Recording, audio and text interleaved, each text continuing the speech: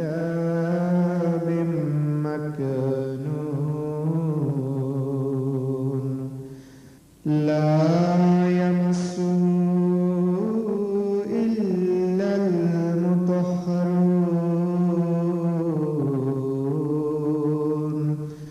تنزيل من رب العالمين.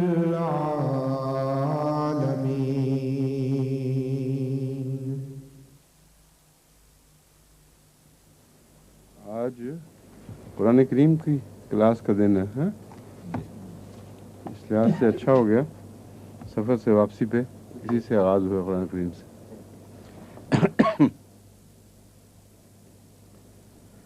اعوذ باللہ من الشیطان الرجیم بسم اللہ الرحمن الرحیم انا ارسلناک بالحق بشیرا ونذیرا ولا تسأل عن اصحاب الجحیم ولن ترضى عنك اليهود ولا النصارى حتى تتبع ملتهم قل إن هدى الله هو الهدى ولئن اتبعت هواهم بعد الذي جاءك من العلم ما لك من الله من ولي ولا نصير الذين آتيناهم الكتاب يتلونه حق تلاوته أولئك يؤمنون به ومن يكفر به فأولئك هم الخاسرون يا بني إسرائيل اذكروا نعمتي التي أنعمت عليكم وأني فضلتكم على العالمين واتقوا يوما لا تجزي نفس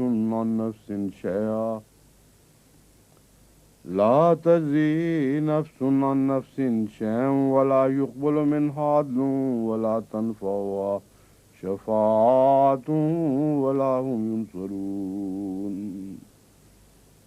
وإذ ابتلى إبراهيم ربه بكلمات فأتمهن قال إني جاعلك للناس إماما قال ومن ذريتي قال لا ينال عهد الظالمين وإذ جعلنا البيت مثابة للناس وأمنا واتخذوا من مقام إبراهيم مصلى وعهدنا إلى إبراهيم وإسماعيل أن طهر بيتي للطائفين والعاكفين والركع السجود وإذ قال إبراهيم رب اجعل هذا بلدا آمنا وارزق أهله من الثمرات من آمن منهم بالله واليوم الآخر قال ومن كفر فأمتعه قليلا ثم أضطره إلى عذاب النار وبئس المصير وإذ يرفع إبراهيم القواعد من البيت وإسماعيل ربنا تقبل منا إنك أنت السميع العليم ربنا واجعلنا مسلمين لك ومن ذريتنا أمة مسلمة لك وأرنا مناسكنا وتب علينا إنك أنت التواب الرحيم ربنا وابعث فيهم رسولا منهم يتلو عليهم آياتك ويعلمهم الكتاب والحكمة ويزكيهم إنك أنت العزيز الحكيم.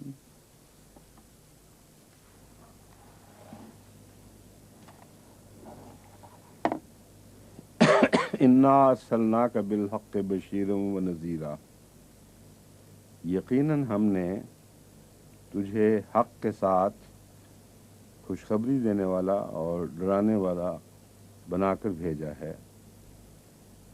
वला तुसल अन अस्हाबिल जहीम, और जहन्नम में जाने वालों से मुतल्लिक तू जवाब दे नहीं है, यानी तुझसे कुछ नहीं पूछा जाएगा। वला तुसलो अन अस्हाबिल जहीम, तुझसे नहीं पूछा जाएगा जहन्नम वालों से मुतल्लिक। यहाँ इन्ना अरसलना का है, इन्ना का मतलब है हमने, यकीनन। अरसलना का भेजा है तुझे।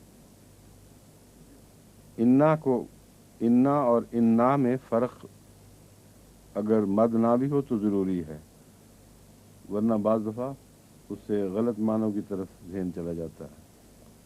अज़ान देते वक्त अमूमन लोग ये गलती करते हैं, अशहदु अन्ना, वहाँ भी हो रहा था, कनाडा में भी ना, किसी जगह यूनाइटेड स्टेट्स में भी, वैसे अज़ान अच्छी दे रहे थे वो शायद, लेकिन अशहदु अन्ना मुहम्मदुर रसूलुल्लाह, अन्ना का तो मतलब है हम सब, और अन्ना का मतलब है यकीनन।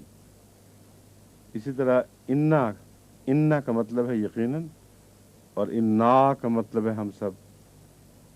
अन्ना, अन्ना और इन्ना में फ़र्क ये है कि अन्ना का मतलब है कि हम सब, और इन्ना का मतलब है हम सब, और इन्ना हम, ये ना यकीनन, हम का कोई लफ्ज़ नहीं है इसमें, और अन्ना के हम, यकीनन, हम फिर वही गलती के हम नहीं, अन्ना का मतलब है के यकीनन। तो अन्ना फ़िक्रे के दरमियान में आता है, जब इससे पहले कोई ऐसा मज़मून हो कि उसको के से जोड़ा जाए तो उसको कहते हैं अन्ना के यकीनन, और अगर फ़िक्रे का आगाज़ हो तो फिर इन्ना से किया जाता है यकीनन।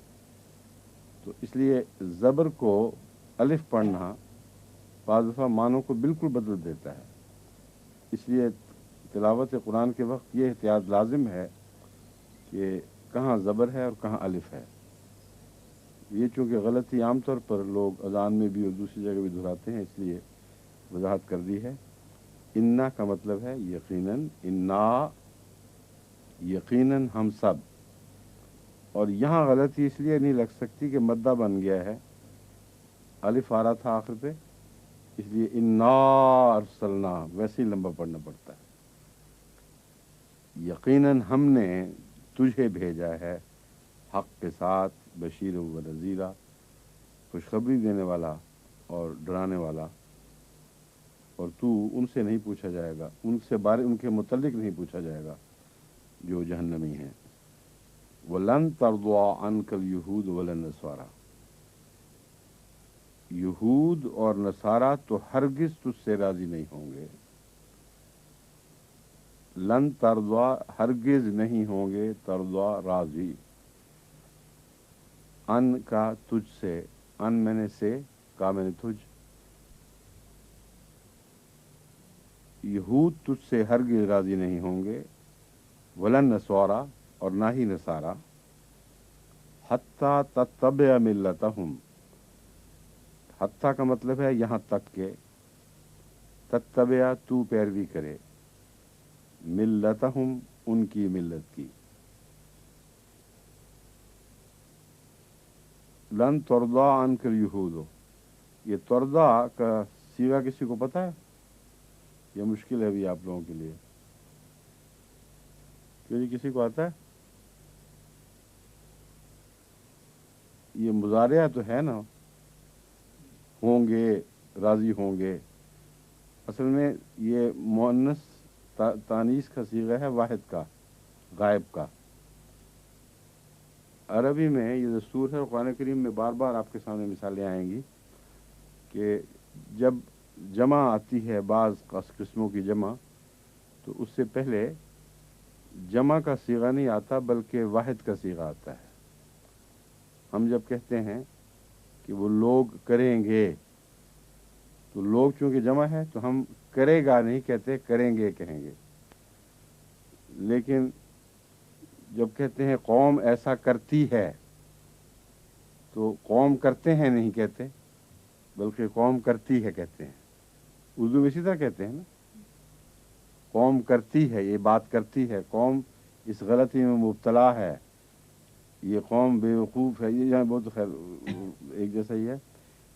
اس قوم کو نا، اس قوم کو بھی غلط ہو جائے گا. بس اتنی کافی ہے بات کہ یہ قوم ایسا کرتی ہے، یہ قوم ایسا نہیں کرتی. جو بھی صورت ہے دونوں میں کرتی لفظ مؤنث کا ہے، ایک عورت کے لیے استعمال ہوتا ہے لیکن قوم کی طرف منسوب ہوتا ہے. اسی طرح بعض جمع جن میں اجتماعی معنی ہوں، وہاں عربی میں بھی تانیث کا صیغہ استعمال ہوتا ہے اور وہ ساری قوم کی طرف اشارہ کرتا ہے. لن ترضى عنك اليهود، یعنی قوم یہود تجھ سے راضی نہیں ہوگی، ہم اس طرح بھی ترجمہ کر سکتے ہیں. ولن نصارا، نہ ہی نصارا کی قوم بریکٹ میں کر سکتے ہیں. اگر اردو کی طرح رکھنی ہو یوں ترجمہ کیا جا سکتا ہے کہ قوم یہود تجھ سے راضی نہیں ہوگی، نہ ہی نصارا کی قوم تجھ سے راضی ہوگی. حتی تتبع ملتہم، یہاں تک کہ تو تتبع، تو مطابقت کرے ان کی ملت کی.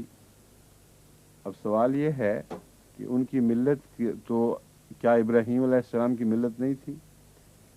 کیا قرآن کریم نے ملت ابراہیم کو نمونہ کے طور پر پیش نہیں فرمایا؟ تو پھر ان کی ملت کی پیروی سے منع کیوں فرمایا؟ یہ بات خوب اچھی طرح سمجھنے والی ہے کہ یہاں جس وقت یہ بات ہو رہی ہے اس وقت یہود ملت ابراہیم سے ہٹ چکے تھے اور انہوں نے اپنی ملت بنا لی تھی، اور یہی دنیا کا دستور چلا آ رہا ہے کہ ایک نبی کے گزرنے کے بعد لمبے عرصے کے بعد بظاہر اس کی ملت کہلاتے ہیں لیکن در حقیقت اپنی الگ ملت بنا بیٹھتے ہیں. تو جس چیز سے منع فرمایا ہے وہ ابراہیمی ملت سے نہیں بلکہ یہود کی ملت سے. چنانچہ اگلا جملہ اس کو مزید واضح فرما رہا ہے، قل ان ھدی اللہ ھو الھدی. اگر ابراہیمی ملت مراد ہوتی تو یہ ناممکن تھا کہ قرآن یہ کہتا کہ ان سے کہہ دے کہ ہم تو اللہ کی ہدایت کو مانیں گے، وہی اصل ہدایت ہے. ابراہیم کی ہدایت تو اللہ ہی کی ہدایت تھی. تو اس لیے ملت کے لفظ سے دھوکہ نہ کھائیں. ملت کا لفظ بعض دفعہ انبیاء کی طرف منسوب ہوتا ہے، اس وقت سچی اور صحیح ملت مراد ہوتی ہے. بعض دفعہ ان کی قوموں کی طرف منسوب ہوتا ہے جو بعد میں آتی ہیں، اس سے مراد ان کے اپنا بنایا ہوا دین ہے، ان کے نبی یا رسول کے دین سے تعلق نہیں رہتا. یعنی کچھ تعلق تو رہتا ہی ہے مگر اپنی طرف سے من گھڑت باتیں اتنی بنا لیتے ہیں کہ ان کی ایک الگ ملت بن جاتی ہے. جب ہم حضرت مسیح علیہ السلام پر ایمان کی بات کرتے ہیں تو یہ لوگ ہمیں کہتے ہیں تم دائرہ اسلام سے خارج ہو گئے کیونکہ نبی ایک الگ ملت لے کے آتا ہے، اس لیے تو نے ملت بنا لی ہے. قرآن بتا رہا ہے کہ نبی سے دور ہٹنے والے ملت الگ بنایا کرتے ہیں اور ان کی ملت کی پیروی نہیں کرنی. اس لیے یہ بیچارے دھوکے میں مبتلا ہیں.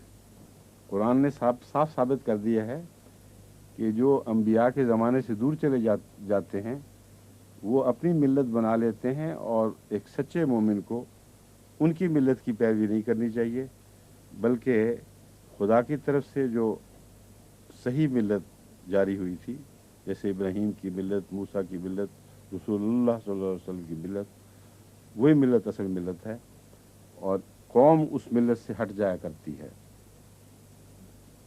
قل ان ھدی اللہ ھو الھدی، کہہ دے یقیناً، انا نہیں کہنا، ان ھدی اللہ، یقیناً اللہ کی ہدایت، ھو الھدی، وہی تو ہدایت ہے، باقی اور کوئی ہدایت نہیں.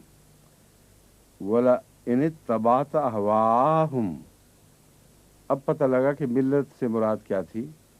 فرمایا پس اور تو اگر پیروی کرے گا ان کی خواہشات کی تو اپنی خواہشات ہی کو یہ لوگ بعد میں اپنی ملت بنا لیا کرتے ہیں.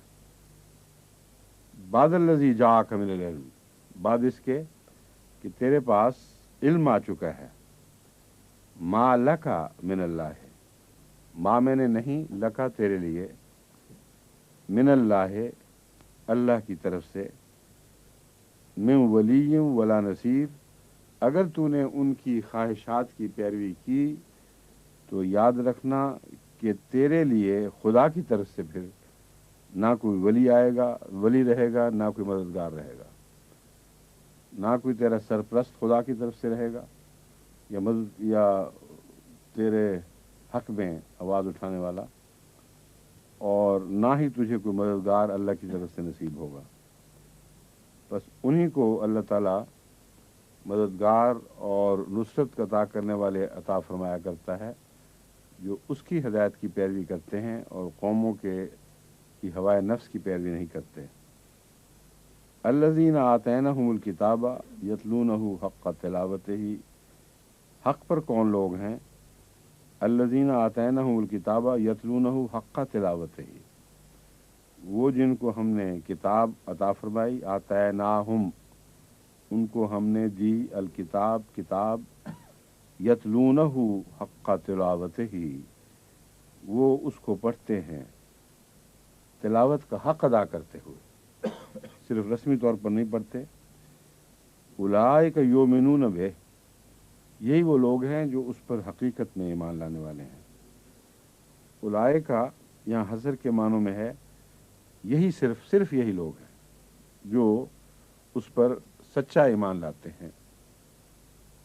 वमन यकफुर बिही फउलाइका हुमुल खासिरून, और जो भी उसका इनकार करेगा बस यही वो लोग हैं जो नुकसान उठाने वाले होंगे। वमन यकफुर बिही फउलाइका हुमुल खासिरून, मन मैंने जो यकफुर कुफ्र करे, यहाँ रे पर जज्म है, असल में यकफुरो था जो कुफ्र करेगा, लेकिन जब लफ्ज़ शर्त आ जाता है तो उससे वो जज्म आ जाती है। जैसे हम उर्दू में भी कहते हैं जो कुफ्र करे, ये नहीं कहते जो कुफ्र, ये भी कह सकते हैं, मगर आम तौर पर बेहतर यही है कि एक है जो कुफ्र करे तो उसकी ये जज़ा होगी। कुफ्र करेगा अमूमन एक खबरिया जुमला है, लेकिन जब शर्त आए तो गा का लफ्ज़ जो मुस्तकबिल की तरफ लफ्ज़ मानों को धकेलता है वो उड़ा दिया जाता है, और उसके बग़ैर एक सब्जेक्टिव माने पैदा हो जाते हैं शर्त के माने। तो इसलिए यहाँ भी मैं यकफुर है, जो कुफ्र करे, फउलाइका हुमुल खासिरून, यही वो लोग हैं जो फासिक होंगे, फासिक कहलाएंगे, फासिक बन जाएंगे। ये सारे मज़मून इसमें दाखिल हैं। या बनी इसराइला, इसराइला, ए बनी इसराइल, ए इसराइल के बेटो। किसी कौम को बनी के लफ्ज़ से और बनू के लफ्ज़ से याद किया जाता है, और ये अरब आम रिवाज था, कबीलों को बनू के और बनी के लफ्ज़ से याद करते हैं। बनू और बनी में फ़र्क क्या है ये याद रख लें, फिर आपको इसमें कोई उलझन नहीं रहेगी। जब फ़ाइली हालत हो, रफ़ा की हालत हो, तो बनू लफ्ज़ कहा जाता है। जब मंसूब या मजरूर हालत हो तो बनी कहा जाता है। मैंने आपको बताया था कि हरफ निज़ा बसा औक़ात मंसूब कर देता है। मंसूब का मतलब ये है कि उसमें मफूली हालत की इलामतें ज़ाहिर होती हैं। ए लोगो जब हम कहते हैं तो ये हरफ निज़ा, या ए जो है हरफ निज़ा है, या अरबी में हरफ निज़ा है, तो या बनू नहीं कह सकते ए बेटो, बल्कि हमेशा या बनी कहेंगे। बनू बकर, बनी बकर, दोनों लफ्ज़ इस्तेमाल होते हैं, समझें। इसलिए याद रखें कि बनू और बनी मानों के लिहाज से एक हैं, लेकिन जुमलों में बाज़ हालतों में बनू पढ़ा जाता है, बाज़ हालतों में बनी पढ़ा जाता है।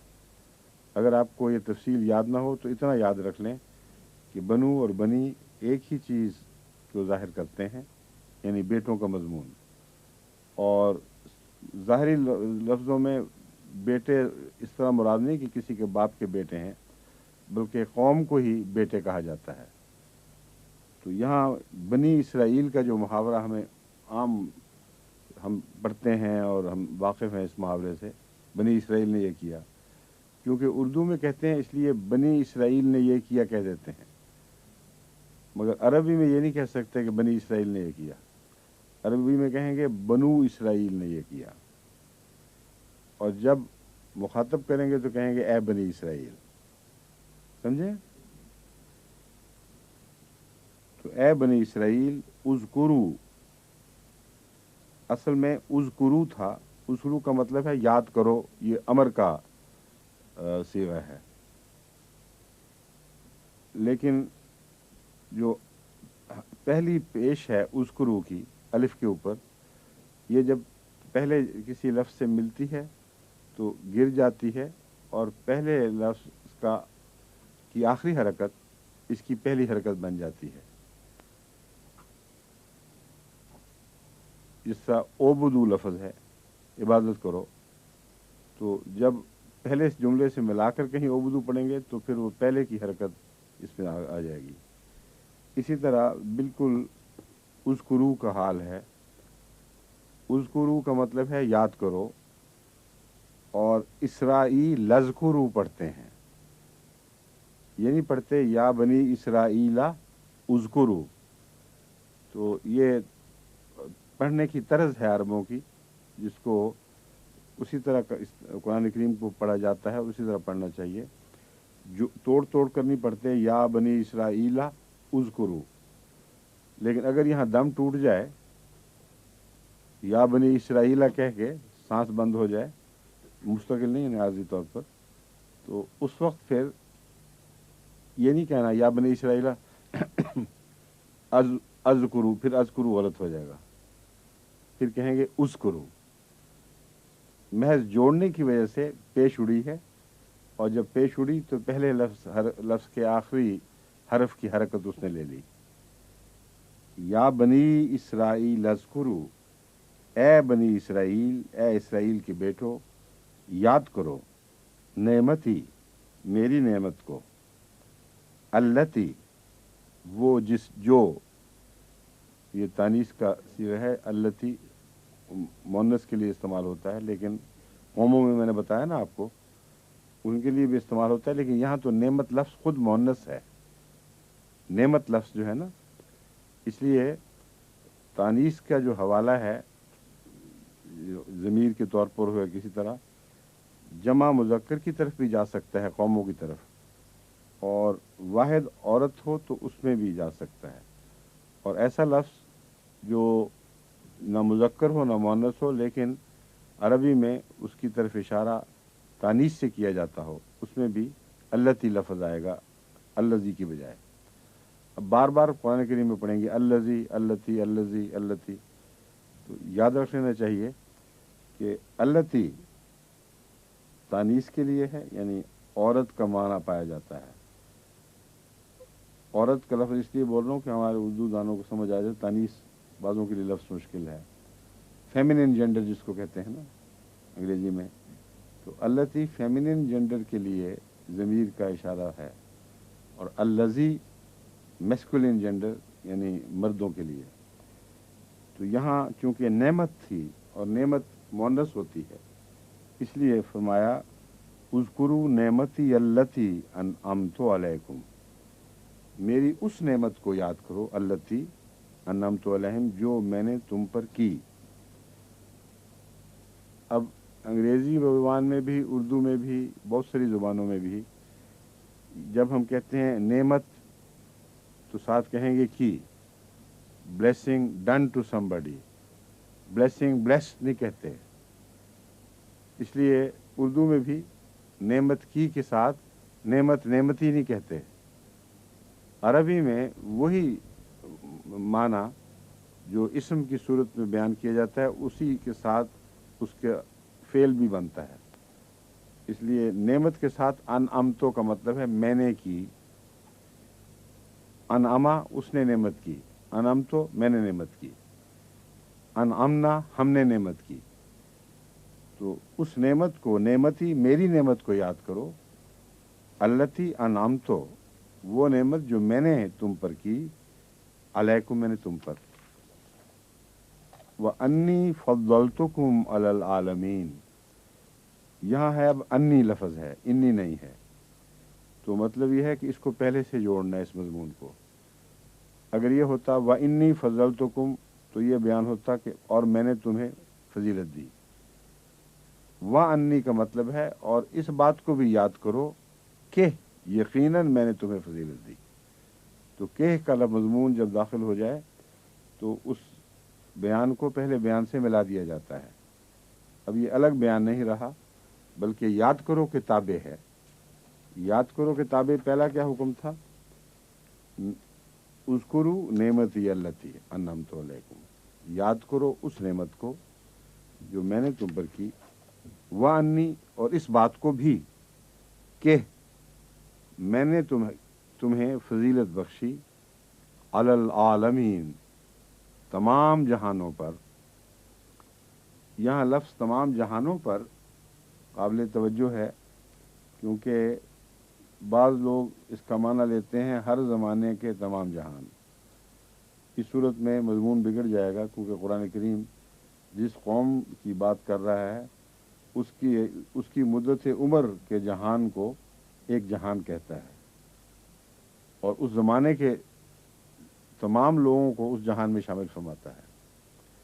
حضرت صلی اللہ علیہ وآلہ وسلم کے حوالے سے جب لفظ عالمین آتا ہے تو چونکہ آپ کا زمانہ قیامت تک دراز ہے، اس لیے یہاں وہ قدغن نہیں لگتی، کوئی تحدید نہیں ہوتی، کوئی محدود نہیں کرتے ہم اس کو۔ لیکن فرعون کا زمانہ، موسیٰ کا زمانہ ہو، یا اس کے بعد بنی اسرائیل کا حوالہ ہو، یا اس سے پہلے کا ہو حضرت ابراہیم علیہ الصلوۃ والسلام کے حوالے سے، تو جن انبیاء کا زمانہ جس حد تک پہنچتا ہے اس حد تک کے تمام بنی نوع انسان لفظ عالمین میں داخل ہوتے ہیں۔ تو جب یہ فرمایا کہ ہم نے بنی اسرائیل کو عالمین پر فضیلت دی، تو مراد یہ ہے کہ ان کے اپنے زمانے میں دنیا میں ہر قسم کے بسنے والے لوگوں پر فضیلت دی۔ بعض یہ بھی خیال ہے، اور یہ بعید نہیں، کہ یہ اس سے بھی محدود لفظ ہے۔ عالمین سے مراد ان لوگوں کا زمانہ جو لوگ اس دائرہ کے اندر داخل تھے، نہ کہ دائرے سے باہر کے لوگ۔ یہ اس لیے سمجھنا ضروری ہے کہ ایک نبی کے زمانے میں، دوسرے پرانے وقتوں میں، دوسری دنیاؤں میں، یعنی وہ دنیا جو ان کے علم میں تھی، اس کے علاوہ دوسری دنیایں بھی بستی تھیں۔ چین کی ایک اپنی دنیا تھی، اور ایران کی ایک اپنی دنیا تھی، اسی طرح اور بہت سی ایسی قومیں تھیں جن کی دنیایں باقی دنیاؤں سے کٹی ہوئی تھیں۔ تو اس لیے پرانے حوالے سے جب قرآن کریم فرماتا ہے کہ ہم نے فضیلت دی تمام جہانوں پر، تو یہ بعید از امکان نہیں کہ تمام بنی نوع انسان مراد نہ ہوں، بلکہ جو قوم مخاطب ہے، جس کا ذکر کیا جا رہا ہے، اس کی معلوم دنیا مراد ہو۔ بس جو دنیا ان کے علم میں تھی کہ یہ دنیا ہے، اس کے بسنے والوں سب پر فضیلت عطا کر دی۔ اس لیے یہ بحث نہیں اٹھے گی کہ وہ چین کے نبی کم تر تھے یا زیادہ تھے، اس کو نظر انداز کر دینا چاہیے۔ مگر جس نبی کا زمانہ محیط ہو ساری دنیا پر، اس کا لازمی ترجمہ دنیا کے حوالے سے بھی سب دنیا کرنا پڑے گا۔ وہاں آپ یہ نہیں کہہ سکتے کہ عربوں کی معلوم دنیا، کیونکہ حضرت صلی اللہ علیہ وآلہ وسلم کا پیغام تمام دنیا کے ہر انسان کے لیے ہے، اس لیے عربوں کو معلوم ہو یا نہ ہو، یہ حوالہ وہاں نہیں چلے گا۔ اور زمانے کے لحاظ سے قیامت تک ہے، اس لیے وہ اس کی حد بھی قیامت تک چلے گی۔ واتقوا، واتقوا کیا ہے؟ امر کا صیغہ، اسی طرح اذکروا،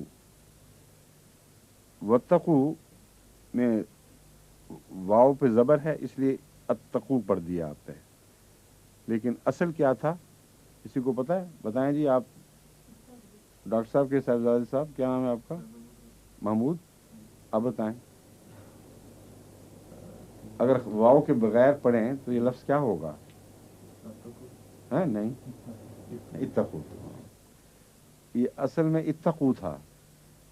تو یہ قانون ہے جو سب لفظوں پر برابر آتا ہے کہ جب امر کا یعنی حکم کا صیغہ ہو تو اس کے پہلے جو الف ہوتا ہے اس کے اوپر مختلف قسم کی حرکتیں آ سکتی ہیں.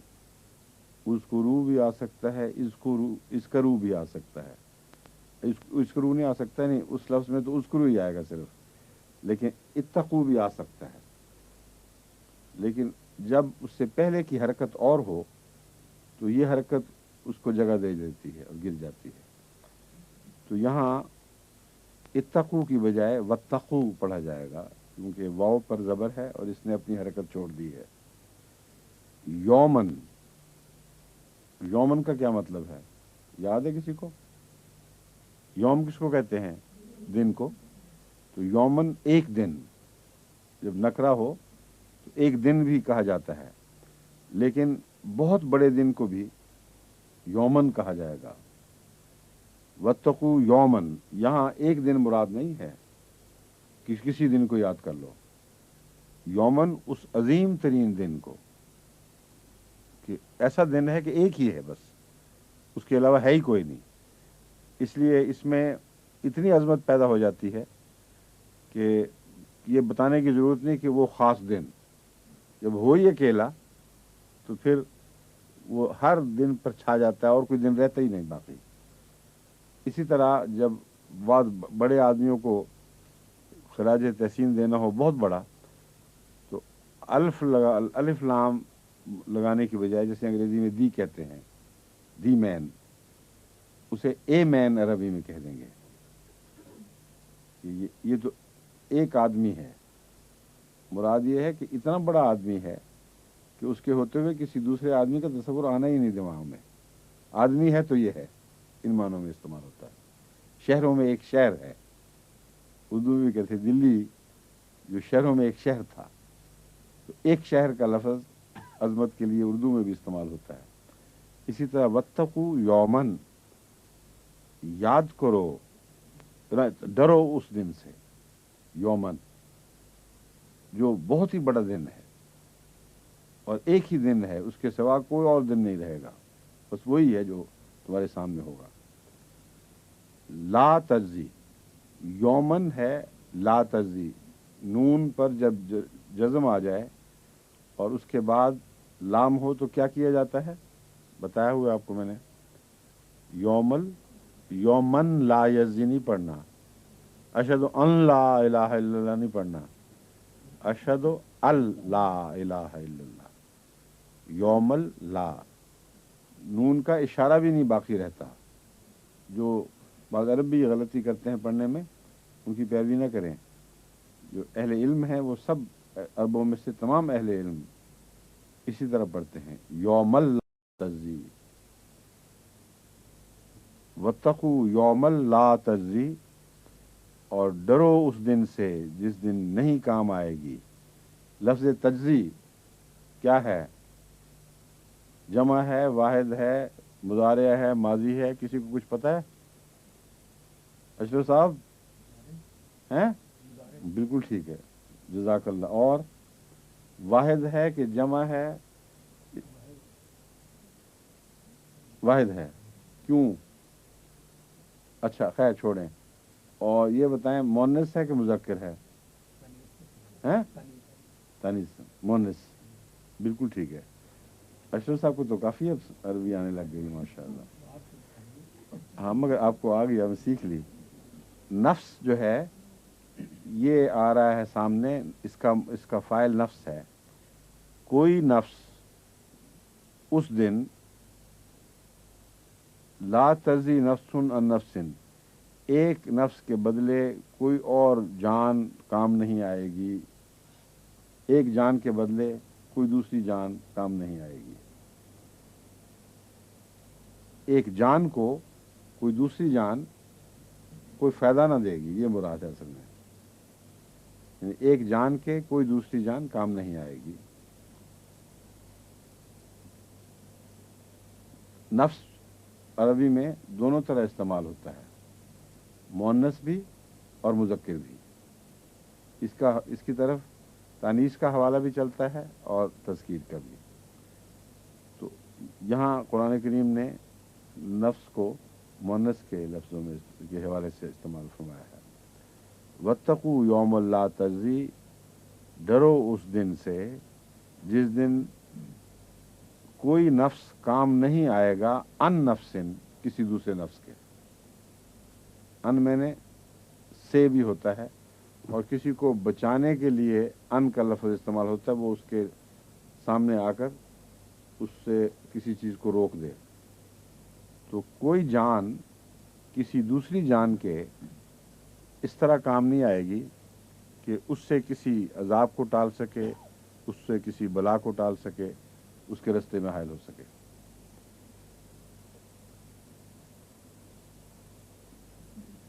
शैन, कुछ भी, ज़रा भी, यानी ऐसा दिन होगा कि जब कोई जान किसी दूसरी जान के ज़र्रा भर भी काम नहीं आएगी, किसी पहलू से किसी किस्म का कोई फ़ायदा नहीं दे सकेगी।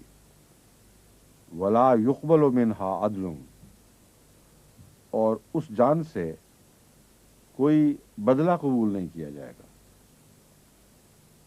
यानी एक तो ये कि किसी को ये ना समझे कि मेरा कोई दोस्त, मेरा कोई मददगार क़यामत के दिन मेरे काम आ जाएगा, और खुद अपनी हालत ये है ला युक़बलु मिन्हा अदलुन, और उससे भी कोई बदला कबूल नहीं किया जाएगा। कोई कह दे कि जी मेरे फलां अजीज़ को ले लो, मुझे छोड़ दो।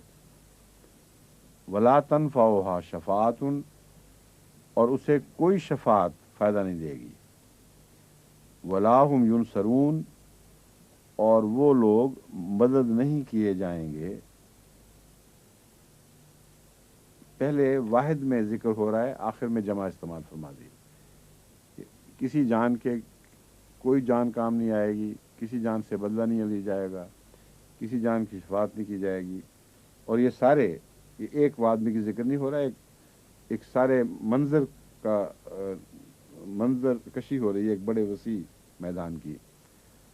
तो क़यामत के दिन हर एक से ये सलूक होगा, और वो सारे के सारे ऐसे होंगे कि उनकी मदद नहीं की जाएगी।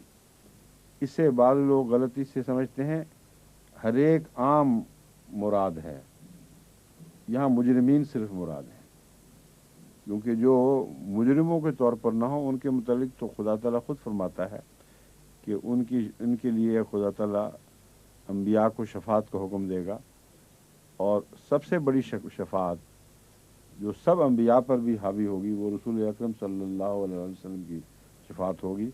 इसलिए इस आयत के मज़मून को आम ना समझें, बल्कि सिर्फ मुजरिमीन मुराद हैं, ऐसे जिनके मतलब खुदा ने फैसला कर लिया है कि उनको बख्शा नहीं जाएगा। वइज़ तला इब्राहीम रब्बुहु, इज़ तला का मतलब है जब आजमाया, आजमाइश में डाला। इब्राहीमा क्या मतलब है? इज़ तला इब्राहीमा, है को क्यों पढ़ा, मैंने क्यों नहीं कहा? हैं? आप बता सकते हैं महमूद? मुबारक हैं? ये क्यों कहा इब्राहीम? इब्तला के बाद इब्राहीम लफ्ज़ आया है, तो बज़ाहिर तो ये होना चाहिए कि इब्राहीम ने आजमाइश में डाला, लेकिन इन्होंने अशरफ साहब ने सही तर्जुमा किया है कि इब्राहीम को आजमाइश में डाला, इसलिए कि इब्राहीम के ऊपर उर्दू में कहते हैं ज़बर आई हुई है, और अरबी में ज़बर को फ़तह कहते हैं, लेकिन ज़बर की वजह से नहीं, नसब की वजह से। नसब मफूली हालत को कहते हैं। जब किसी आदमी पर या किसी चीज़ पर कोई फ़ेल गुज़रे तो उसके लिए जिसे हम उर्दू में को कहते हैं, उसको अरबी में मंसूब कहते हैं। जैद ने बकर को मारा, ने क्या है? फ़ाइली हालत का निशान, और को क्या है? منصوبی یا مفعولی حالت کا نشان. سمجھ گئے؟ تو جہاں بھی نے اور کے آئے گا اس نے کیا یا اس کو یہ ہوا، اس کو ساتھ یہ کیا گیا، کے لفظ آ جاتا ہے. اس کو مارا، اس نے مارا. تو نے اور کو اور کے وغیرہ میں جو فرق ہے وہ عربی میں اس طرح ظاہر ہوتا ہے.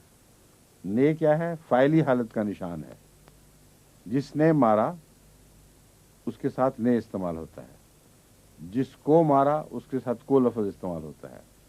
عربی میں لفظ نہیں ڈالتے بلکہ حرکات کے ذریعے یہی معنی ظاہر کرتے ہیں.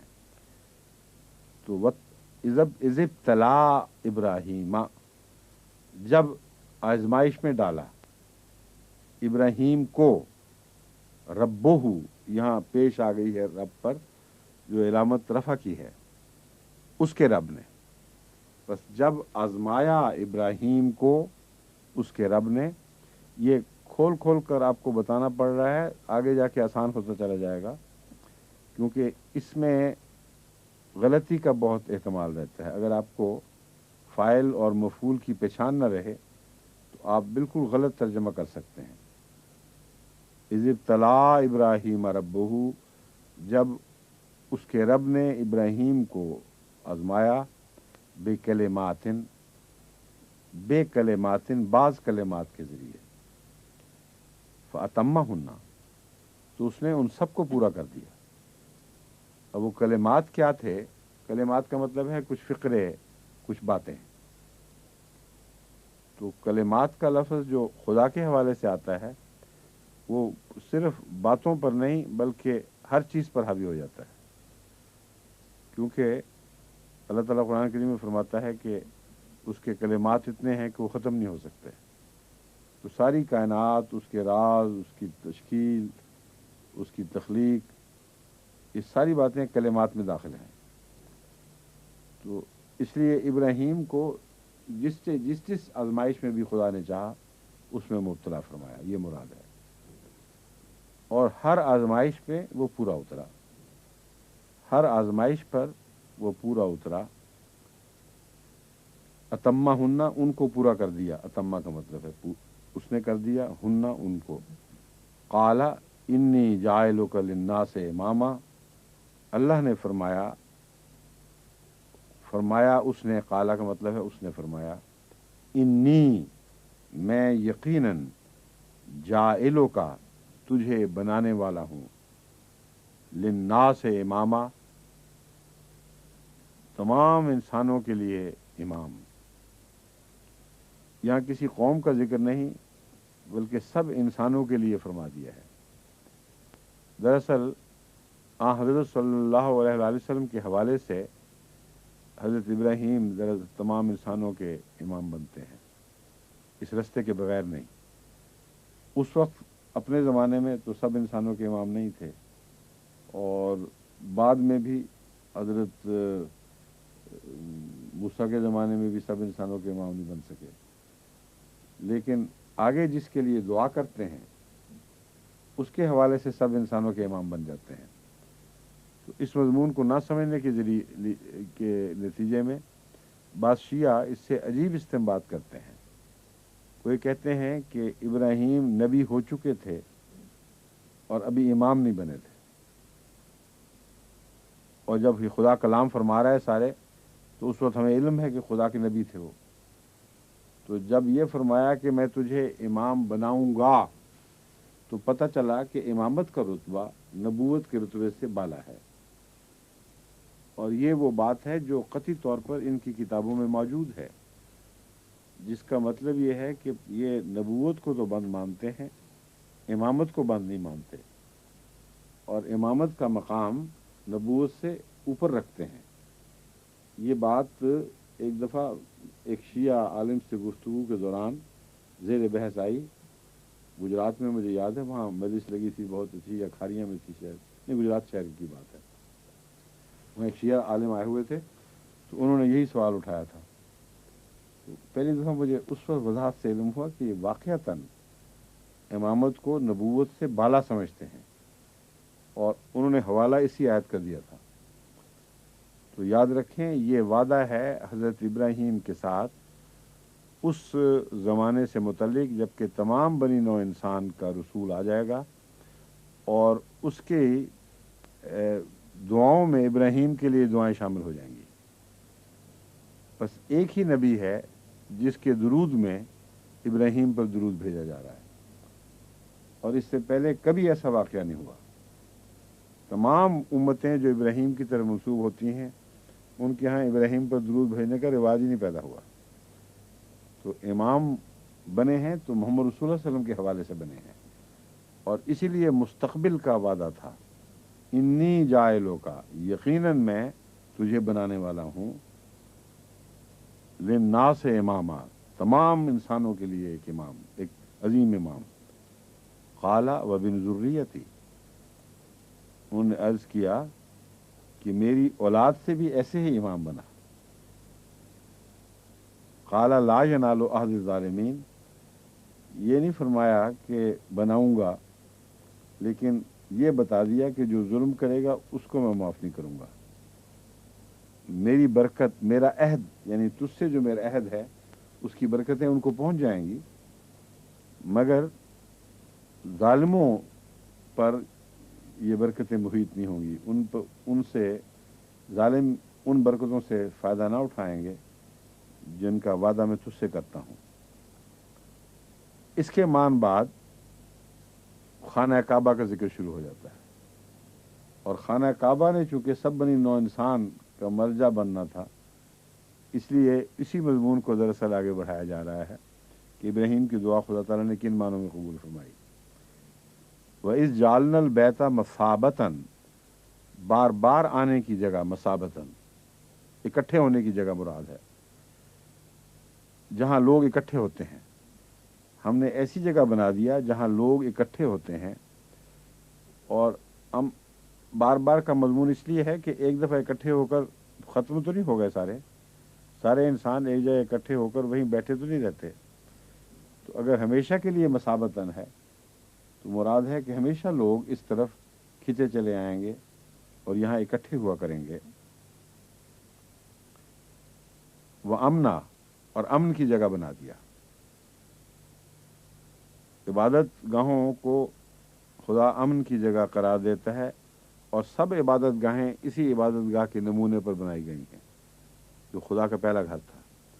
اس لیے ہر عبادت گاہ سے امن کا مضمون وابستہ ہے اور لازم ہے۔ وَاتَّخِذُوا مِن مَقَامِ ابراہیم مصلی، اور تم بھی اے بنی نوع انسان پکڑو ابراہیم کے مقام کو مصلی۔ مصلی کس کو کہتے ہیں؟ مصلی تو پنجابی والے بھی سب جانتے ہیں، اشرف صاحب مصلی کیوں ہوتا ہے؟ جانواز، ہاں ٹھیک ہے۔ مقام ابراہیم کو مصلی بناؤ، کیا مطلب ہے اس کا؟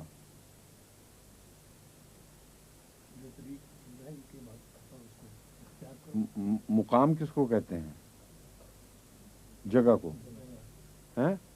تو کیا یہ مراد ہے کہ جگہ کو مصلی بناؤ؟ نہیں، کیوں نہیں؟ اس لیے کہ مقام اور مقام دو الگ الگ لفظ ہیں۔ مقام کہتے ہیں جگہ کو، اور مقام کہتے ہیں اس کا مرتبہ اور اس کا طریق سے زیادہ وہ منصب جس پر وہ فائز ہوا ہے، وہ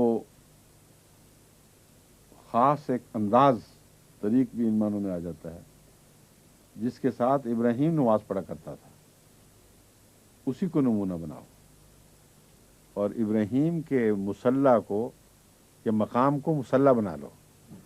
بہت ہی خوبصورت کلام ہے، فصیح و بلیغ۔ ایک مقام ابراہیم بھی کہلاتا ہے، خانہ کعبہ کے پاس ایک جگہ ہے جہاں 2 نفر لوگ جہاں تک ممکن ہو نماز پڑھتے ہیں، کہتے ہیں یہاں ابراہیم کھڑے ہو کر نماز پڑھا کرتے تھے۔ یہ ایک زائد معنوں کے طور پر تو حرج نہیں ہے، لیکن حقیقی معنی جو لفظ مقام میں ہے وہ یہ نہیں ہے۔ مقام سے مراد مرتبہ ہے، جیسا کہ حضرت رسول اکرم صلی اللہ علیہ وسلم سے وعدہ فرمایا گیا کہ وہ مقام بس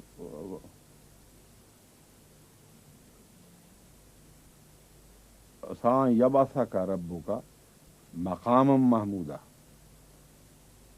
عصا بعید نہیں قریب ہے کہ ان یبعثہ کا ربو کا، کہ تجھے تیرا رب مبعوث فرما دے مقام محمود پر۔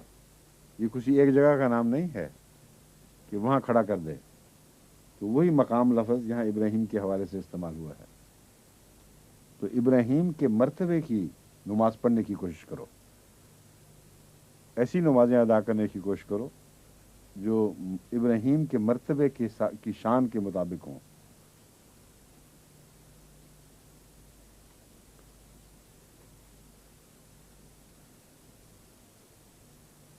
اس لیے مم مقام فرمایا ہے، مقام ابراہیمی فرمایا، یہ بھی یاد رکھنے کی بات ہے۔ ابراہیم کا مقام کی نماز اگر حکم ہو جاتا تو کون تھا جو اس پہ پورا اترتا؟ تو من میں ہے جزئی طور پر کچھ نہ کچھ تو حاصل کرو، سارا مقام نہیں مل سکتا تو اس مقام میں سے کچھ نہ کچھ حاصل کرنے کی کوشش کرو۔ وَعَهِدْنَا إِلَىٰ إِبْرَاهِيمَ وَإِسْمَاعِيلَ، اور ہم نے تاکید کی۔ عہدنا کا مطلب ہے عہد کرنا بھی ہوتا ہے اور تاکید کرنا۔ عہد میں دراصل تاکید کے معنی پائے جاتے ہیں، اور معاہدہ ہو تو دونوں طرف سے تاکید ہو جائے اور بات پختگی سے باندھی جائے تو اس کو معاہدہ کہتے ہیں۔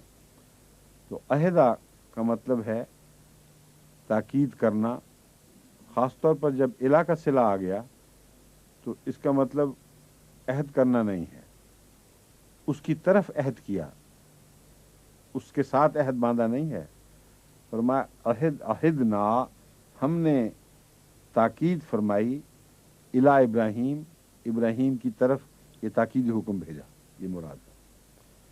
تو ہم نے ابراہیم کی طرف یہ تاکیدی حکم بھیجا، اور اسماعیل کی طرف بھی، کہ ان طہرا بیتی للطائفین والعاکفین والرکع السجود، کہ تم دونوں، کہ وہ دونوں نہیں، تم دونوں ہی ہو، تم دونوں کا یہ مخاطب کا صیغہ بنتا ہے۔ ان طہرا، کہ تم دونوں میرے بیت کو، میرے گھر کو پاک رکھو، پاک و صاف رکھو۔ للطائفین، ان کے لیے جو اس کے گرد گھومنے کے لیے، اس کا طواف کرنے کے لیے آئیں گے۔ والعاکفین، اور ان کے لیے بھی جو یہاں اعتکاف کریں گے، یہاں آ کے کچھ عرصہ بیٹھ کر برکتیں حاصل کریں گے۔ والرکع سجود، اور رکوع کرنے والوں کے لیے اور سجدہ کرنے والوں کے لیے۔ اس سے پتہ چلتا ہے کہ حضرت اسماعیل علیہ الصلاۃ والسلام پر اس زمانے میں الہام شروع ہو چکا تھا، کیونکہ فرمایا ہے الی ابراہیم و اسماعیل، ابراہیم کو بھی ہم نے تاکید فرمائی اور اسماعیل کو بھی تاکید فرمائی کہ تم دونوں میرے گھر پہ طواف کرنے والوں اور اعتکاف کرنے والوں اور رکوع کرنے والے اور سجدہ کرنے والوں کی خاطر میرے گھر کو صاف اور پاک رکھا کرو۔ وَإِذْ قَالَ إِبْرَاهِيمُ رَبِّ اجْعَلْ هَٰذَا بَلَدًا آمِنًا، اور وَإِذْ، اور جب، اس میں ایک معنی حذف ہوتا ہے، اور جب کا مطلب ہے اس وقت کو یاد کرو جب، اور وہ وقت بھی قابل ذکر ہے۔ وَإِذْ کہہ گاہ جب جائے تو کسی قابل ذکر پرانے واقعہ کی طرف اشارہ مراد ہوتا ہے، تو یہ ساری باتیں کہیں نہیں جاتی، وَإِذْ کے اندر یہ مضمون داخل ہوتا ہے۔ وَإِذْ قَالَ إِبْرَاهِيمُ، اور وہ وقت یاد کر رکھنے کے لائق ہے جب ابراہیم، قال ابراہیم، کیا مطلب ہے؟ ابراہیم سے کہا یا ابراہیم نے کہا؟ کس کا پتہ چلا؟ رفی حالت ہے۔ تو اذ قال ابراہیم अशरफ साहब आप सबसे ज़्यादा अरबी सीख गए हैं अब तक, हैं? माशाअल्लाह, होशियार हैं इन बातों में, हैं? नहीं, बाकी सबको बता रहा हूँ, सिर्फ आपको अकेले को तो नहीं बता रहा। इज़ क़ाला इब्राहीम, मगर इसमें हमारे जो उलमा है वो मुस्तस्ना है, इनको मैंने इजाज़त नहीं दी कि मेरे सवालों का जवाब दें, इनको आता है सब कुछ। ये इसलिए नहीं बोल रहे ताकि आपको कौन नए आदमियों को मौका मिल जाए, नौमश्त इंसानों को। वह इज़ यरफ़ा, अच्छा, इज़ क़ाला इब्राहीम, जब इब्राहीम ने कहा, क्या कहा? रब्बे, ए मेरे रब। रब के नीचे ज़ेर है, मेरे का माना इसमें कहाँ से आ गया बताइए? मैंने इसका तर्जुमा नहीं किया, रब नहीं कहा कि रब यूं कर, ये कहा मेरे रब यूं कर। क्यों क्यों? फिर रब के नीचे ज़ेर आए तो मेरे मतलब हो जाता है, क्यों होता है मेरे का? ज़ेर के ज़ेर में तो मेरे के माने नहीं पाए जाते।